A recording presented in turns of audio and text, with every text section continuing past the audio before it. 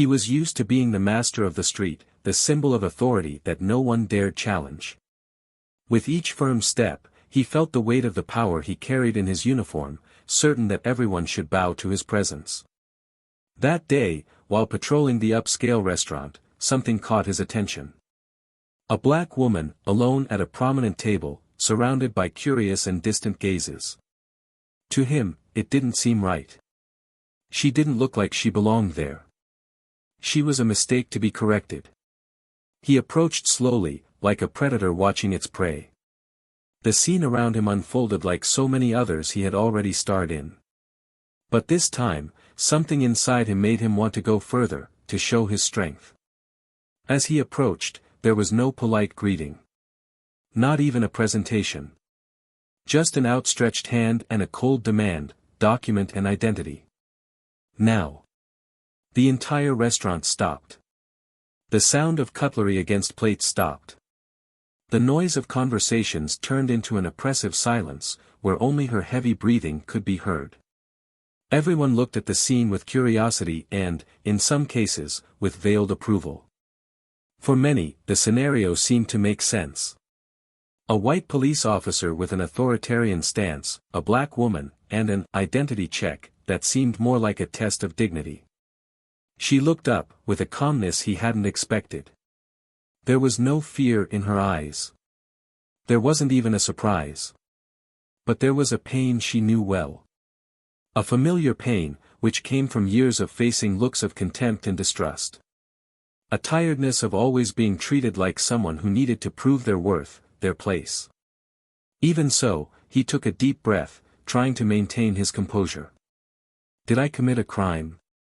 she asked, her voice calm, but filled with contained strength. "Are you going to question me?" He replied, his tone increasing, as if it were unacceptable that she even dared to speak. "Just give me your documents." She hesitated for a moment, and he took the opportunity to go even further. He smiled, but it wasn't a friendly smile. It was that smile that carried decades of institutionalized racism, of disguised abuse of authority. A smile that many men and women before her had faced, but few could return. "Someone like you, sitting here." He gestured around, as if the environment itself reinforced his point. "You think I won't check?" She stood up slowly, with a dignity that contrasted with his aggression. When she handed over her documents, her eyes met his. In that instant, something changed. Not in the room, which remained full of complicit and silent gazes, but within it. Something about the way she was looking at him began to disconcert him, but he ignored it. After all, she was just another person he could humiliate and get on with his day, right? But something was different. He checked the document, still hoping that everything would fall into place as he planned, a reason to remove her from there, to justify the humiliation that was already underway. What he didn't know was that the game was about to turn in ways he could never have predicted. When he returned the document, she remained standing, her posture firm. No apology came. He didn't believe he was owed explanations. But the silence in the restaurant seemed to weigh more heavily every second. "You know something?" She finally broke the silence, her voice low, but filled with contained power. "You will remember me. I can guarantee you that." There was something about those words that bothered him. He didn't know what, but he ignored the discomfort. After all, he was the cop, he was in control. Or at least he believed he was. What he didn't know was who she really was. What he didn't know was the devastating impact this brief interaction would have on his life and career. He had messed with the wrong person. And fate, as he would discover, had a cruel way of settling scores. The restaurant's clock continued to tell the time, but he didn't notice. As he headed for the door, convinced he had done what he should, he had no idea that the next day, the same woman he humiliated would be introduced as the new chief of the local police. When the announcement was made, your world collapsed. The mayor's voice echoed through the room full of officers, as he huddled in the back row, watching everything with a mix of dread and despair. The woman he humiliated in front of everyone now had the power to destroy his career, and that terrified him. But what would she do with that power? How would she deal with the man who tried to publicly humiliate her, without knowing who she really was? What happened next was simply shocking. The kind of justice that not only destroys reputations, but rewrites entire destinies. And now, what do you think she's going to do with him? Will he face the consequences he deserves? Will destiny really return everything it gave to the world? Revenge may be silent, but its impact is devastating. This is a story about power, racism and justice. A story you can't miss. At Plow of Twist, we do not tolerate any type of discrimination or racism. We believe in the power of stories to challenge injustice and give a voice to those who have been silenced for too long. To the Black listener, know that you deserve respect, dignity, and equality in all aspects of life. This story was created to expose the reality that many face, but also to show the strength and resilience of those who never give up. We wish you a good story, and if you like it, subscribe to the channel and leave a like. Together, we will continue to advance equality and justice. Kiera grew up in a community that, although vibrant, always faced challenges in New Orleans. The neighborhood where he spent his childhood was known for the strength of its residents, united in the face of adversity.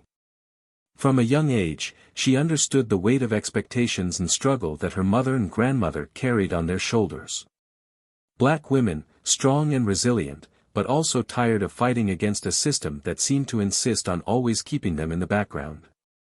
But Kiera had a difference. She wasn't content with just surviving. She wanted to win. Her sharp gaze, her upright posture, and her intellect were her defense against the world that tried to limit her. From an early age, she learned that she needed to be twice as good, twice as strong, twice as prepared as anyone else. In her early 20s, Kiera had already completed 3 degrees, all from prestigious institutions, and was climbing positions in the world of public security like a storm that no one could predict.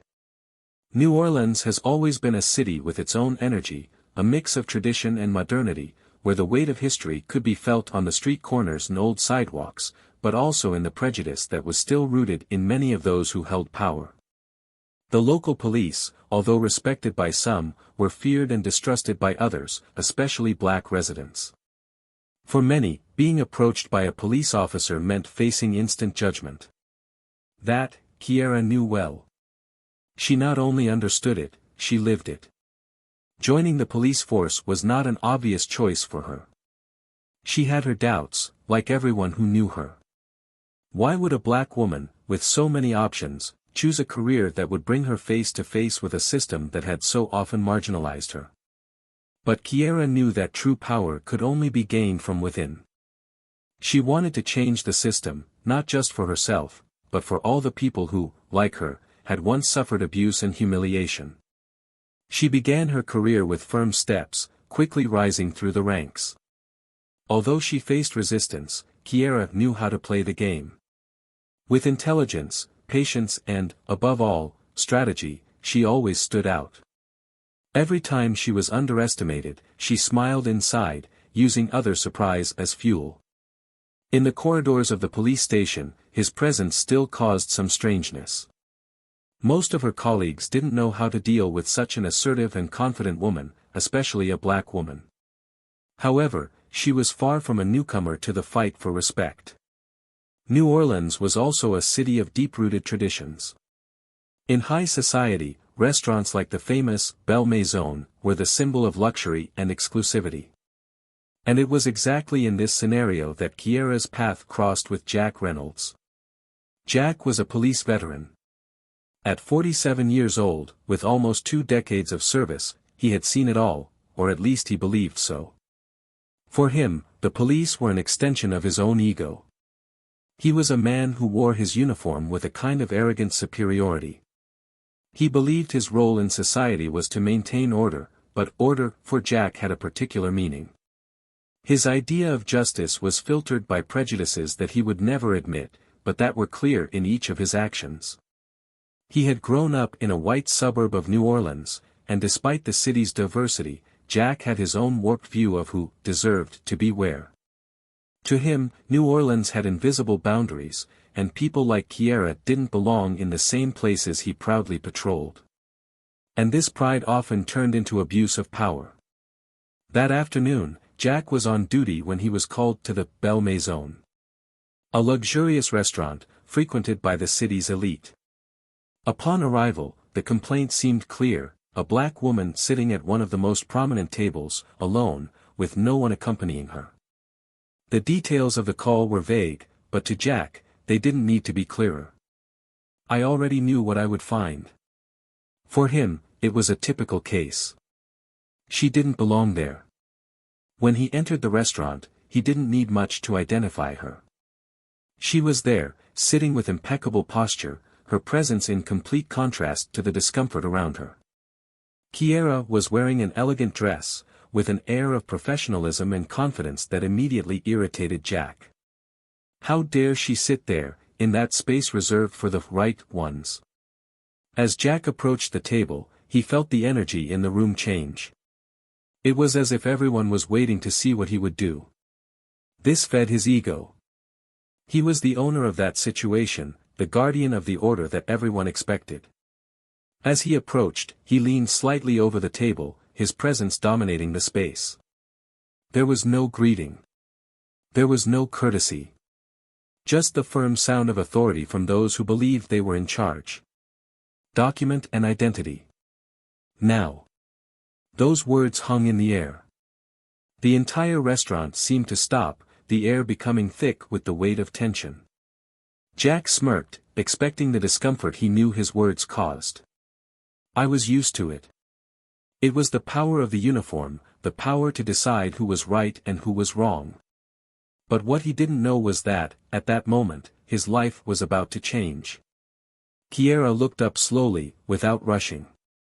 Her gaze, calm and steady, passed through Jack in a way he hadn't expected. There was no fear there. She had faced situations like this before, many of them. And, in that moment, he decided that he would no longer be a victim of someone like Jack's ego. Did I commit a crime? Her voice was low but clear, the kind of question that disarmed him. Jack wasn't prepared for that. What he expected was submission, fear, a response that gave him even more power. But instead he felt challenged. Are you going to question me? He replied, irritated, leaning in even more, making his presence impossible to ignore. Just give me your documents. The surrounding public watched in silence, a mix of curiosity and nervousness. Jack, however, didn't care about that. For him, it was just another day where he could reassert his authority.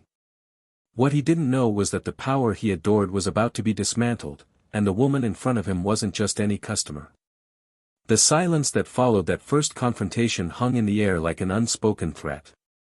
People around the restaurant tried, in a disguised way, to observe the scene without getting involved. There was a mixture of discomfort and curiosity in their eyes. Some whispered among themselves, while others simply looked away, as if that could take their mind off the growing tension. Jack was in control. Or at least he believed he was. Kiera, in turn, stood her ground. She knew these types of situations better than she cared to admit. Did you know that for many men like Jack, the uniform was an extension of his personal power, not a tool of protection and service to the public? Every word he said carried the arrogance of someone who had never been challenged. And that was what bothered her most. It wasn't just the situation itself, it was the certainty that, for him, this was a routine act. A humiliation that he practiced with pleasure disguised as duty. I don't think you understand what you're doing. Kiera finally said, her voice calm but with a hint of warning. Her eyes were fixed on his, as if they were measuring every inch of his reaction. Jack let out a short, cynical laugh. For him, that was the standard response of someone who wanted to challenge authority but had no chance of coming out on top. I had seen that many times. Ah, I understand perfectly, ma'am. He replied, with a slight tone of disdain. You're trying to intimidate me, you think this polite tone of voice will save you. But I know what you're doing here. I know you don't belong here. I don't need anything else to get you out of here. What Jack didn't know, and what Kiera knew very well, was that his words had no weight in that situation. She had been through this kind of confrontation before, but never with such inner tranquility. There was something different that day. She wasn't the same woman she was a few years ago, always on the sidelines, trying to prove her worth. She had an ace up her sleeve that he could never have predicted. But still, she chose silence at that moment. Instead of answering, he handed over the documents, watching the growing discomfort on Jack's face as he flipped through the pages, hoping to find a justification for continuing his show of authoritarianism. But there was nothing. Everything is in order here, Jack said, unable to hide the tone of frustration in his voice. He didn't expect that. For him, there would be something wrong, something he could use as justification to remove her from there.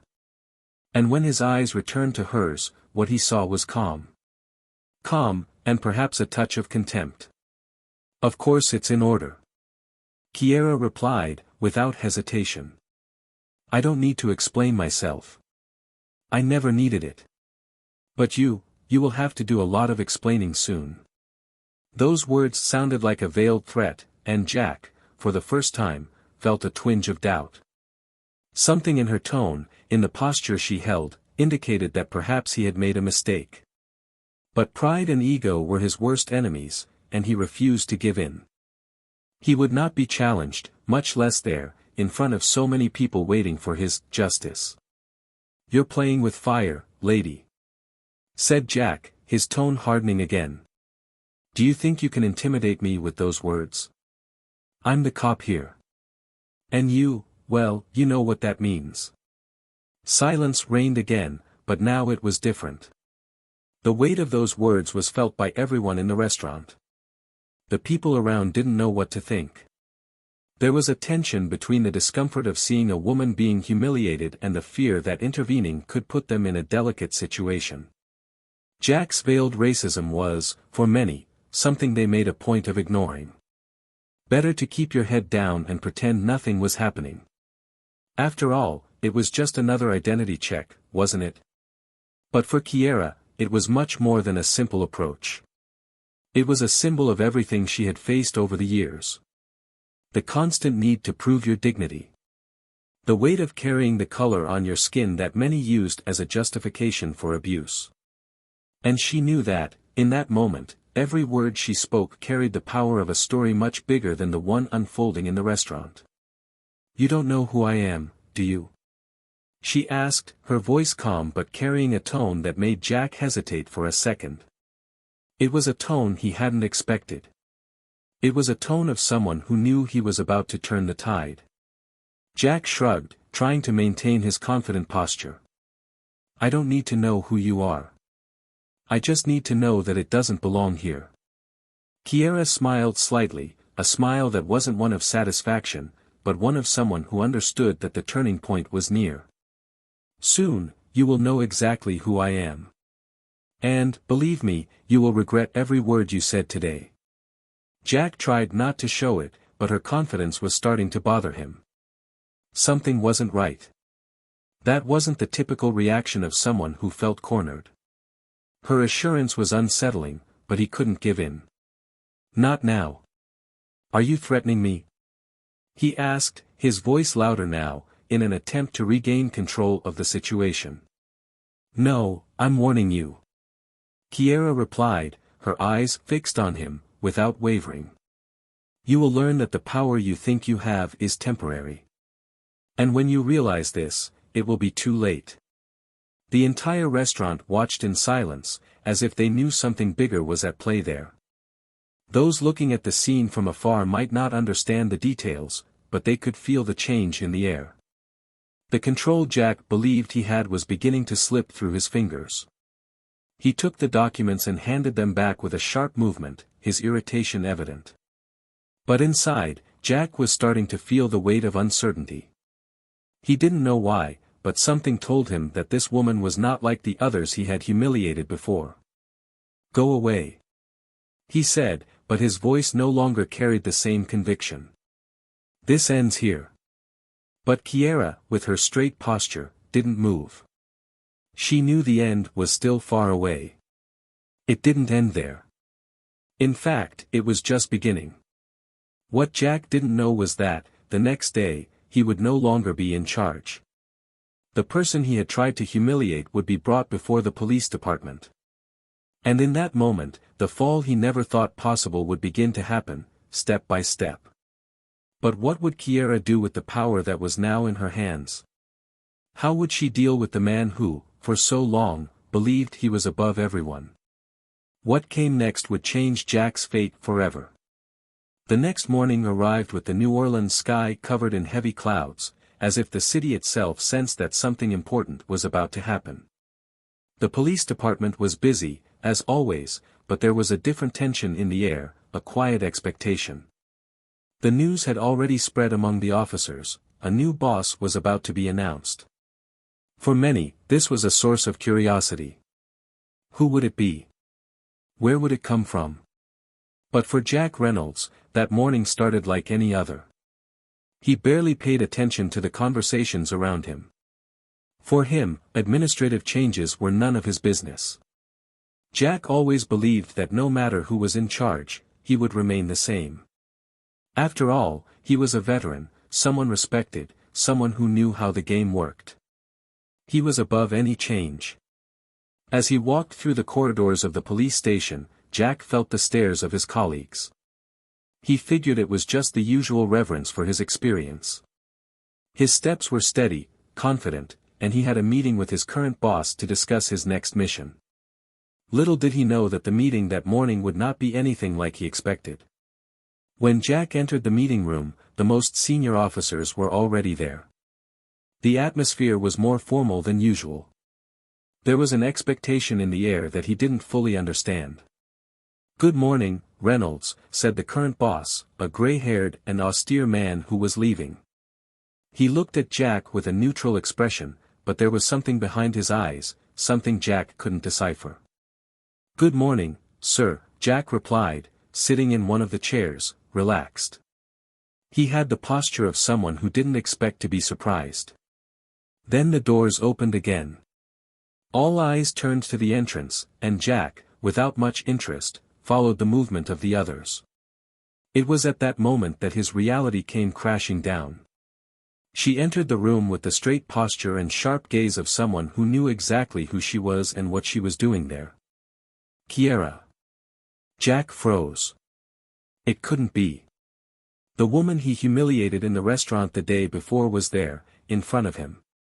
She wasn't wearing the elegant dress she'd worn to dinner. Now, he wore the impeccable police uniform, with the badge on his chest and a silent authority that filled the room. Her eyes met Jack's, and she held his gaze for just a second longer than necessary. "Sirs," the current boss interrupted the tense silence. "It is with great honor that I introduce New Orleans' new police chief, Kiera Thompson." Jack's world shattered into 1,000 pieces. The words echoed in his mind, but he couldn't process them. Kiera Thompson. The new police chief. It wasn't possible. How did he not know that? How had no one told him before? As the other officers clapped politely, Jack felt paralyzed. His face remained still, but inside, everything was collapsing. She deceived him. She let him humiliate her, knowing all the while who she was, knowing the power she would soon have over him. And now, she was there, in a position far above him, with all eyes on her. Kiera began to speak, with a calmness that made clear the control she had over the environment. His speech was brief and direct, but each word carried a weight that Jack felt deeply. She talked about change, about a new time for the department, about the importance of justice and equity. But to Jack, every word felt like a sentence. After some formalities, the officers were dismissed. Jack tried to leave discreetly, but he knew he wouldn't be able to escape that confrontation. "Reynolds," Kiera's voice echoed through the room, holding him in place. Jack stopped, closed his eyes for a brief second, and then turned slowly, as if the weight of his own actions were materializing on his shoulders. She was standing near the door, watching him with an expression he couldn't decipher. He didn't know whether to apologize or prepare for the worst. "Chief Thompson," Jack began, forcing a respectful tone, but his voice betrayed discomfort. "I didn't know what?" She interrupted, her voice low but full of firmness. Every word felt like a sentence. "That I was the new boss. Who would have the power to decide your future here? Or did you not know that your attitude at the restaurant was despicable and unacceptable?" Jack tried to remain calm, but his hands were shaking. "That wasn't happening. I was doing my job," he said, but his voice sounded without conviction. He knew that this excuse would not be enough. Kiera took a step forward, her gaze penetrating, and Jack felt small in front of her for the first time. The role reversal was devastating. He, who always believed he had power, was now faced with someone who could destroy him. "Your job," Kiera repeated, with a slight tilt of her head. "Your job is to protect and serve. Tell me, Reynolds, is that what you did?" Jack didn't know how to respond. He had always used his authority to command respect, but here, in front of her, all his justifications seemed empty. He tried to speak, but the words wouldn't come out. "You abused your position," Kiera continued, getting even closer. "You publicly humiliated me for no reason at all. Tell me, if I were a white woman, would you have done the same thing?" The room seemed too small for Jack. Kiera's every word pushed him into a corner, forcing him to face something he never wanted to admit. His prejudices were always there, hidden under the cloak of authority. I'm sorry, boss." The words came out without force. He didn't know what else he could do. Apologizing seemed pointless at that moment, but it was all he had. "Sorry," Kiera repeated, her tone slightly sarcastic.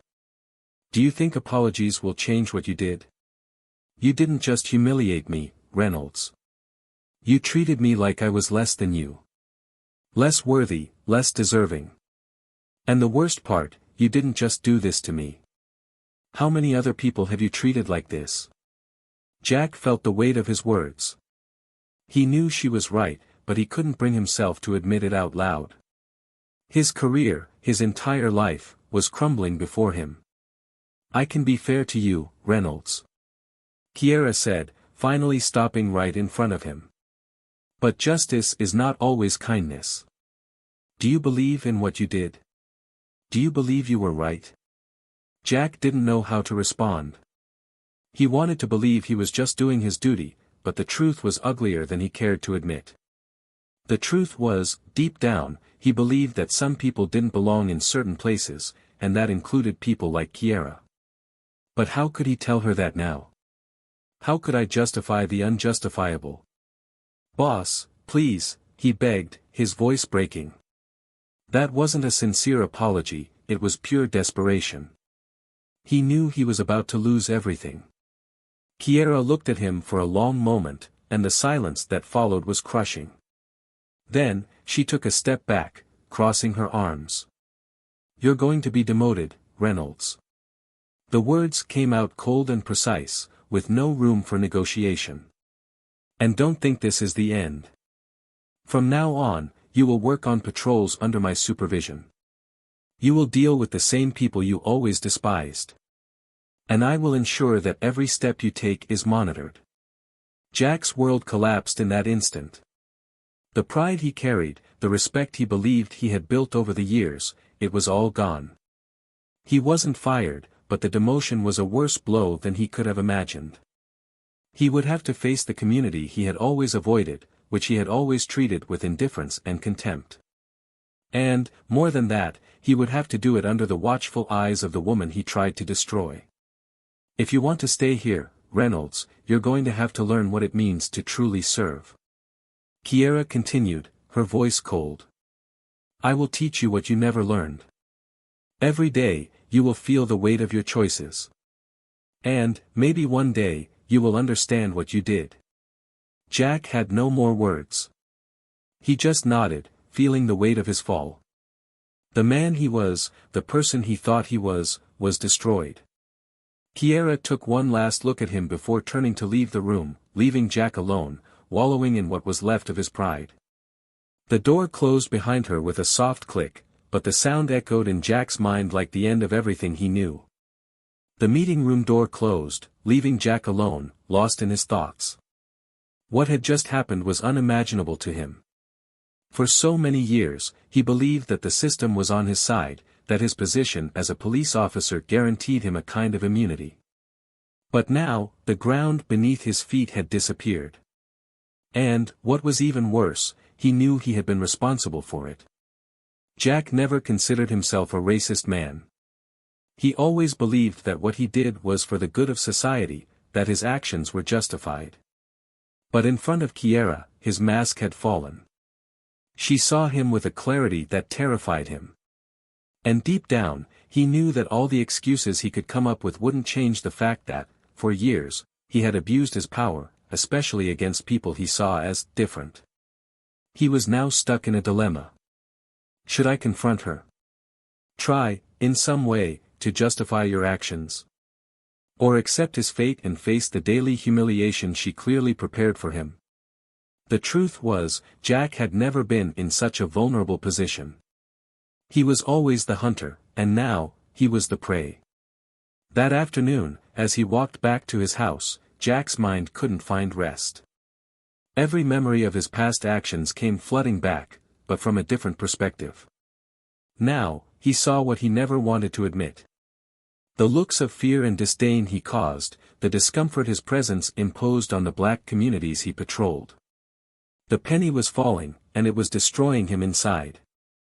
The next day, when Jack walked into the police station, everything looked the same, but he knew things had changed. His colleagues greeted him with the same courtesy as always, but he noticed something in their eyes, a silent expectation, as if they all knew he was about to fall even further. News of his demotion spread quickly. That day, Kiera had a surprise prepared. She called him to a private meeting in her new office, which was now the center of power in the police department. The way there seemed longer than ever to Jack. He knew this would be another humiliation, another moment where his old life would be destroyed, piece by piece.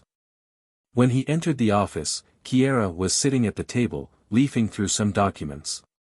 His calm, authoritative stance was a cruel reminder of who was in control now. She didn't immediately look at him, which only increased the tension in the air. Jack stood before her, his heart racing, trying to maintain his composure, but already knowing it wouldn't help. Finally, Kiera looked up, and the intensity of her gaze made Jack shiver inside. "Sit down, Reynolds." His voice was firm, but without aggression. She didn't need to raise her voice to show who was in charge. Jack obeyed without hesitation, sitting across from her. The silence that followed was heavy, suffocating. He knew he needed to say something, but the words just wouldn't come. Kiera watched him for a few seconds, before breaking the silence. "You know why you're here, right?" she asked, crossing her arms on the table, keeping her eyes fixed on his. Jack nodded, but couldn't form a coherent response. Guilt and fear consumed him inside. "For years, you used your badge as a weapon against the people you were supposed to protect." Kiera began, with frightening calm. "I know that. I saw this. You weren't just doing your job, Jack. You were abusing your power." Jack tried to speak, but Kiera interrupted him before he could defend himself. "Don't give me excuses. I know what you're going to say. He will say that he was following protocols, that he was just trying to maintain order. But the truth is that you made choices, and those choices were based on prejudices that you never wanted to admit." Her words were like blows. Each sentence made him shrink a little more in his seat. He felt the weight of the truths she spoke, but his mind still fought to protect itself. He didn't want to believe that everything he had done was wrong. "Do you think your actions were isolated?"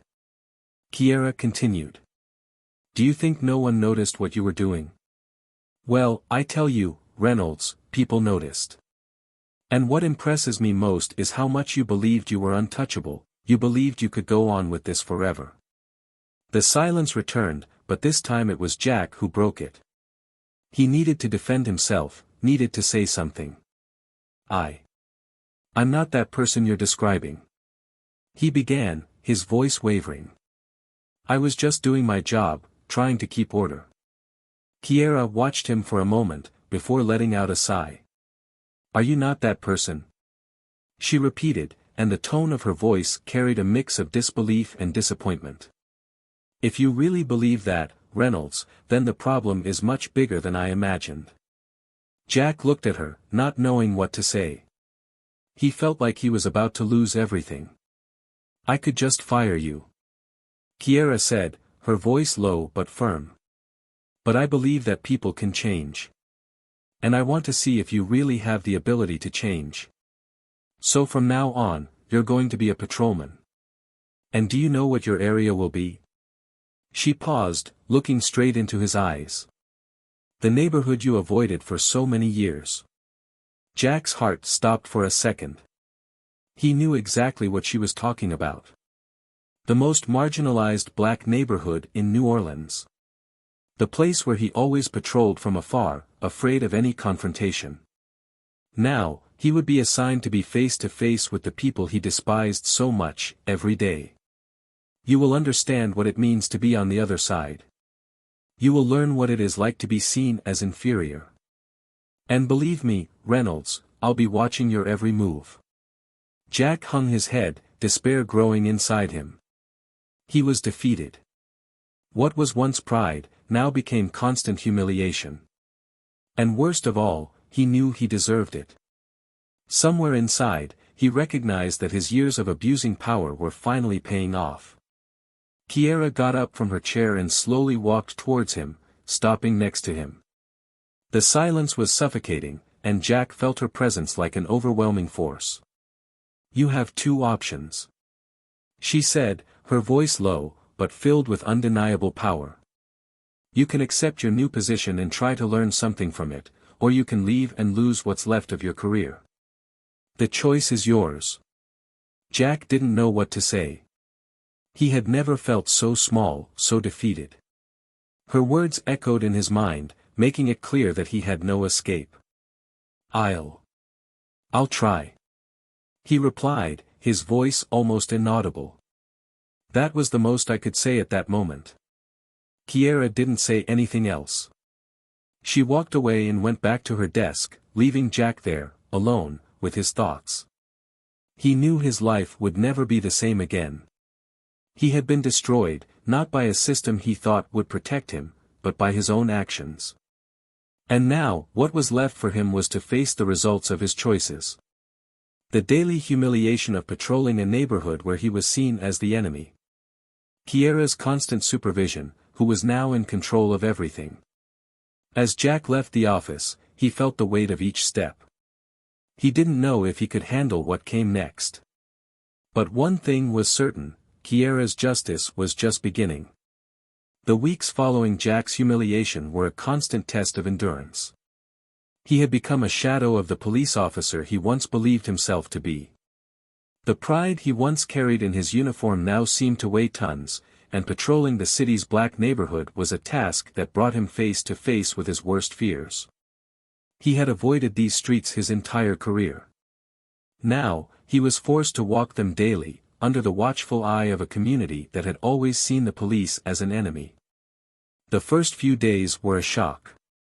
Every time he stepped foot into the neighborhood, gazes followed him like sharp blades, slicing away what little dignity he had left. People didn't greet him. Children, who in other neighborhoods ran to play with the police, looked at him suspiciously. The elders watched him with cold eyes, as if they already knew the type of man he was. Those who lived there knew how they were treated by police officers like Jack. For them, he was nothing more than someone who used his badge to oppress. Everyone there knew who he was, and in a way, that destroyed him even more. News of his demotion had spread through the city, and many residents knew that he now patrolled the streets under Kiera's supervision. They knew he had been put there to feel what so many of them had experienced for years.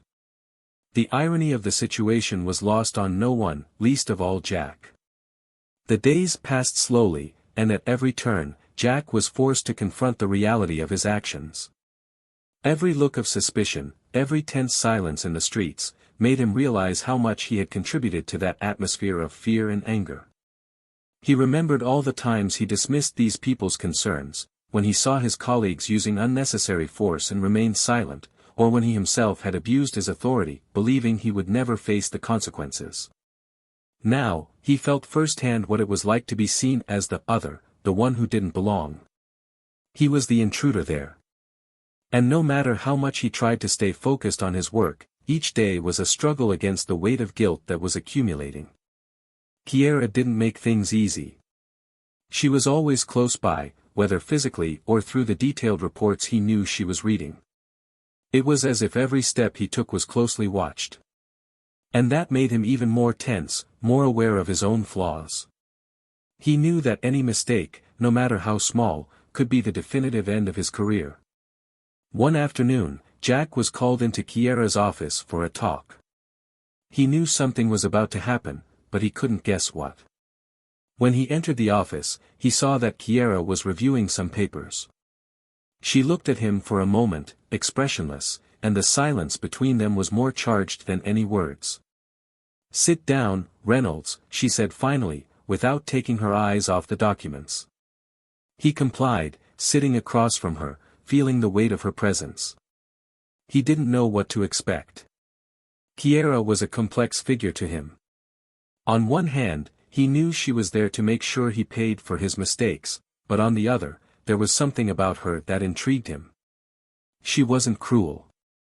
She wasn't vindictive in the meanest sense of the word. What she did was fair, but it didn't make the situation any easier for Jack. "How are the patrols going?" she asked, her voice calm, but he knew that the answer mattered more than it seemed. "I'm adjusting," Jack replied, choosing his words carefully. The fear of saying something wrong was always present. Kiera watched him for a moment, as if evaluating every word he had said, every movement he made. "Adjusting, huh?" she repeated, with a slight touch of irony in her voice. "Adjusting isn't enough, Reynolds.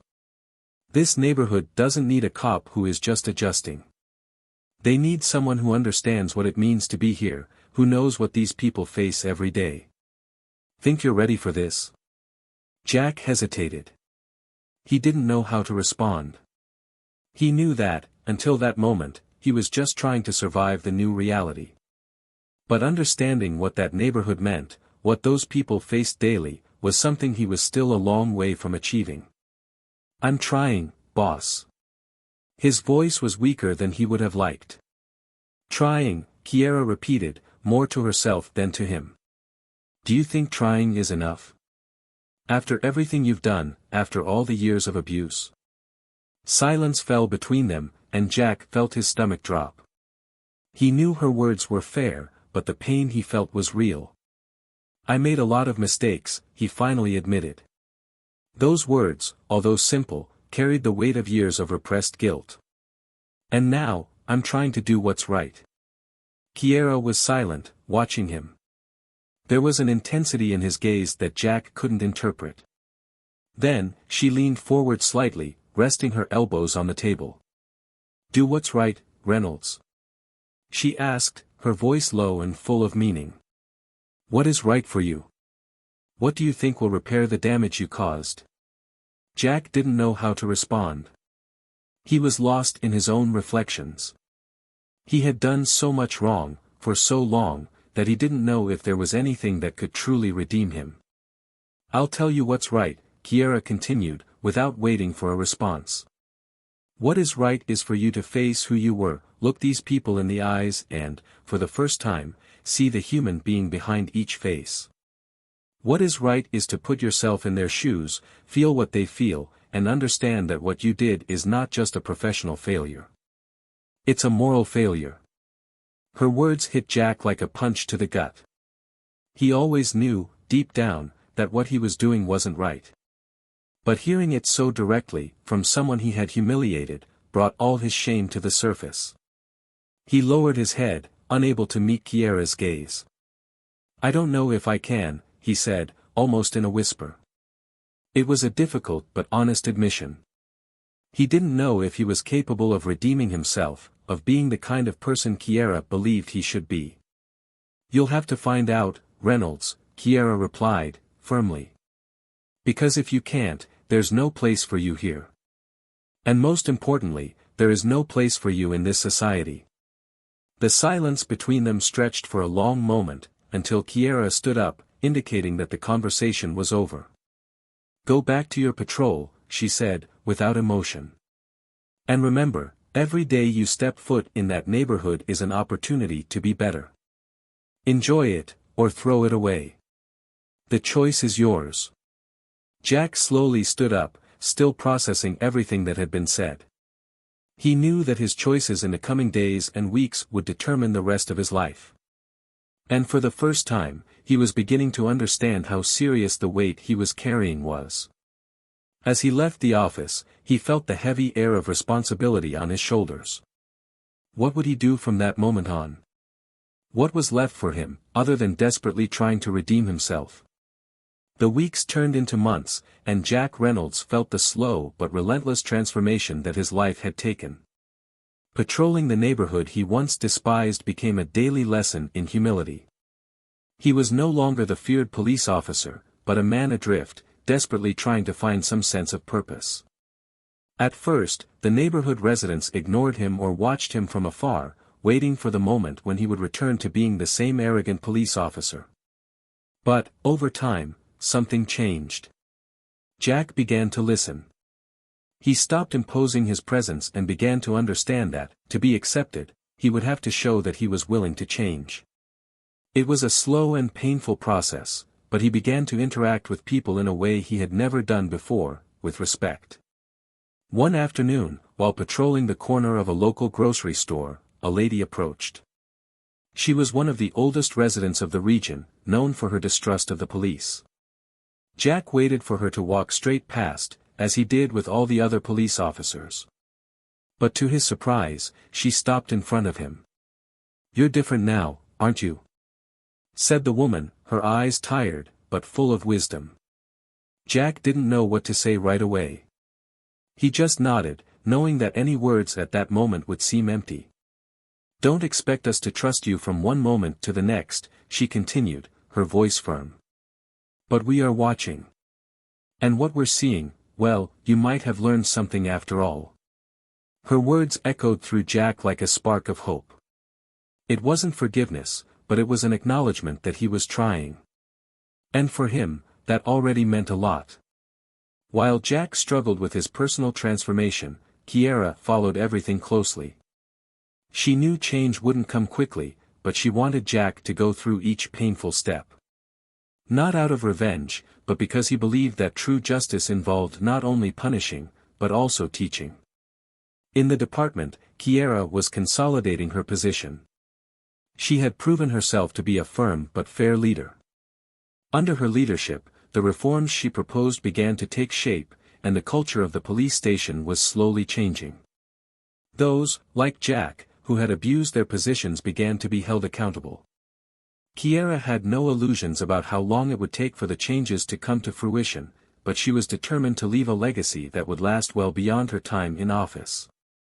She knew Jack's demotion sent a strong message to everyone. But he also knew that for justice to be complete, he needed to show that he could redeem himself. And unlike others who were punished, Jack was showing signs of changing. That, for her, was the true triumph. The final moment of this journey came unexpectedly. On an ordinary day on patrol, Jack was called to an emergency in the neighborhood. A fire had started in a building, and the flames were spreading quickly. When he arrived, chaos reigned. People ran to save their families, while the fire threatened to consume everything. Without hesitation, Jack rushed to help. He wasn't there to gain anyone's respect at that moment, but because something inside him had changed. He knew what was right and was ready to act. With courage, he entered the building to help rescue people trapped on the upper floors. The heat was intense and the smoke suffocating, but Jack continued. While carrying a child out of the building, something unexpected happened. The people around him, who had looked at him with suspicion for so long, began to see him differently. He had risked his life to save a family that, months before, he might have despised. Jack's act was a turning point. He wasn't just doing his duty, he was showing that he had changed, and the community finally realized it. Days later, Kiera found out about the incident. She called him into her office again, but this time the atmosphere was different. Jack entered, still bearing the marks of his heroic action in the fire, and sat in silence. "I heard what you did," Kiera said, without preamble. "He risked his life to save that child." Jack remained silent, not knowing what to say. He hadn't done it expecting recognition. It was just the right thing to do.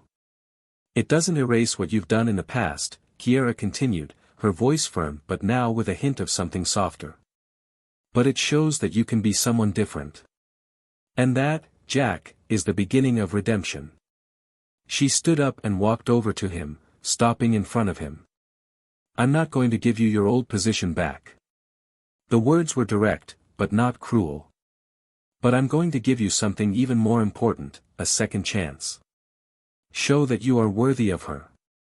Jack looked at her, feeling something he hadn't felt in a long time, hope. This story shows us how complicated power and justice can be, and how true redemption doesn't come without sacrifice and change. Jack was forced to confront the worst of himself, and only when he faced his flaws was he able to change. Kiera, on the other hand, showed that leadership is about more than punishing, it's about giving people the opportunity to learn and grow. Now, think, how many times do we ignore the small injustices that happen around us? What if we are on the wrong side of history, like Jack was? Are we ready to change, to face our mistakes and seek redemption? If this story impacted you, comment what you would do in Jack or Kiera's place. Do you think he deserved a second chance? How would you react in her place? Subscribe to the Tales of Twist channel for more stories that challenge the way we see the world, and don't forget to leave a like. Until the next story.